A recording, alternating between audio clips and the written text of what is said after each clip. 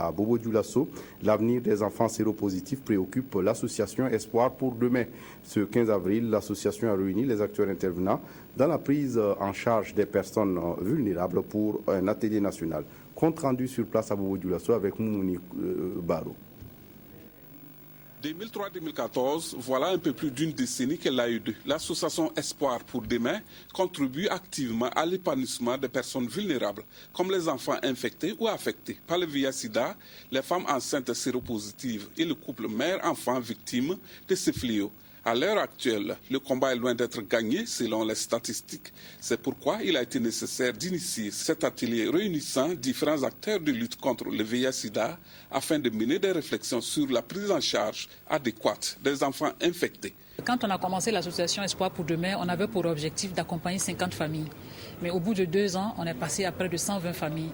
Et aujourd'hui, en 2013, on a 1700 enfants qui sont suivis au niveau de l'association. Parmi eux, il y en a 500 qui sont directement infectés.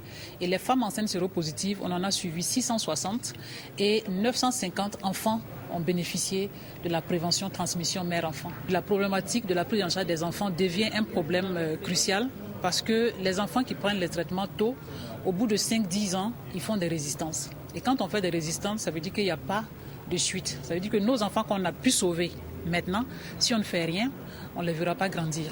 Pour ce qui est de la situation de la prise en charge médicale des enfants et adolescents infectés par le VIH-Sida au Burkina Faso, il reste encore beaucoup d'efforts à faire. Nous avons un peu moins de 3000 enfants qui sont sous ARV, ce qui est vraiment très faible. Nous travaillons beaucoup à rehausser le niveau de prise en charge des enfants vivant avec le VIH. Le traitement est une prévention, donc commencer à soigner ces enfants, c'est être sûr que plus tard, ils ne vont pas transmettre le VIH. Les parrains de la cérémonie, qui n'est autre que Sungalo Apollinaire Ouattara, président de l'Assemblée nationale, a réitéré son soutien aux différentes structures qui s'investissent pour le bien-être des enfants, surtout des enfants infectés par le VIH-Sida. Et durant les 3 jours d'échange, les participants devront adopter de nouvelles stratégies pour que le taux de prévalence soit encore plus faible.